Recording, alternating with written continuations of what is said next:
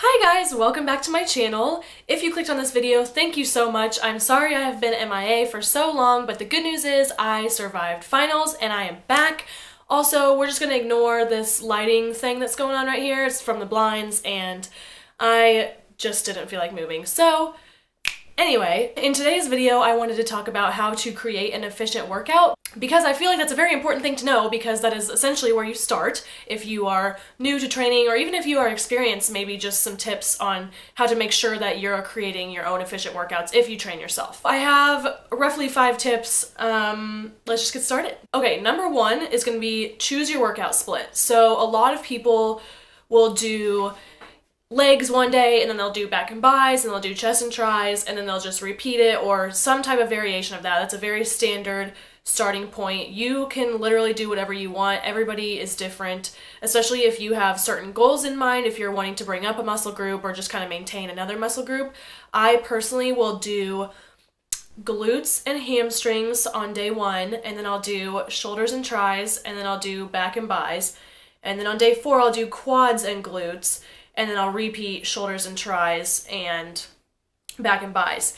And then I'll throw in abs every other day. It just kind of depends on the week and what I'm feeling like. Okay, number 2, you're gonna wanna choose the number of exercises that you want to do for the day or per muscle group. So I would say if you are lifting for 2 muscle groups, I would do 6 to 8 exercises for the entire workout or 3 to 4 per muscle group. On top of abs if you're training abs that day, which I usually do 3 to 4 exercises for abs. So that would be my suggestion, but obviously this differs with your goals. If you like strength training, you might be doing less exercises because you're putting so much energy into one movement. And then on the other side of the spectrum, if you're doing bodybuilding type style training, you might have more sets and more reps just to increase your volume, which I will talk about next. So once you choose the number of exercises, obviously you want to figure out the number of reps for each exercise. And like I was just saying, if you are into strength training, you're going to be doing probably more sets with lower reps because you're just putting so much energy into one movement and you're trying to get stronger in that movement. But if you're doing bodybuilding style type training, you're probably going to be doing more sets with more reps to increase your volume. So if you don't know what volume is your reps times your sets times the weight that you're using. And over time, if you increase your volume, you essentially should be putting on muscle, and that is called progressive overload. So personally for me, I just wanted to give an example. I really like both styles of training, but I kind of switch off and on every couple months.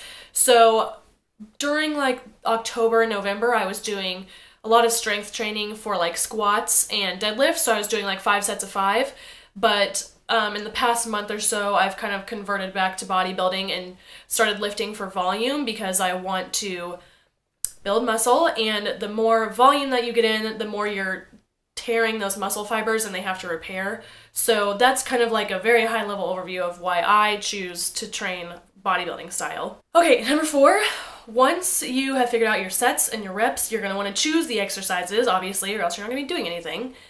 And I would say my best recommendation is when you are selecting exercises for a muscle group, you want to choose exercises that work the muscle from all angles. So the best example that I can come up with for this is your triceps. So if you choose your first movement as a dumbbell overhead press, if you have one dumbbell and you're going like this, that works your muscle this way, you have it overhead.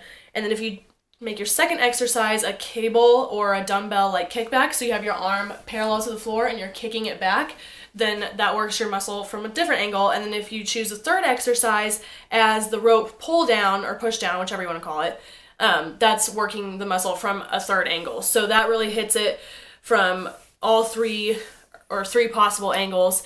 And this idea can be applied to any muscle groups. I mean, even if you think about leg press versus squats, one of them, you're laying down, you're pushing up or out, and then squats, you're pushing off the ground. So that's just something to keep in mind when you're trying to create a wholesome workout. And then obviously, number 5, my last tip is just properly warm up and cool down.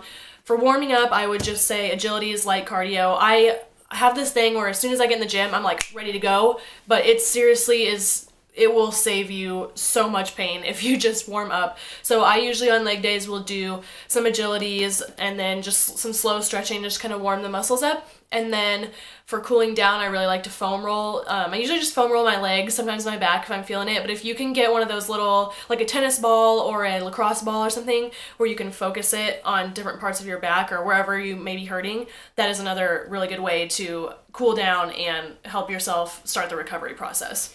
Okay, so I know those might have been super basic, but if you're new to training, I hope they helped you, or even if you're experienced, like I said, maybe they still helped you. But yeah, so if you are still watching this, I appreciate you. Thank you so much. Give it a like, go ahead and subscribe, and I will see you guys in the next one. Bye!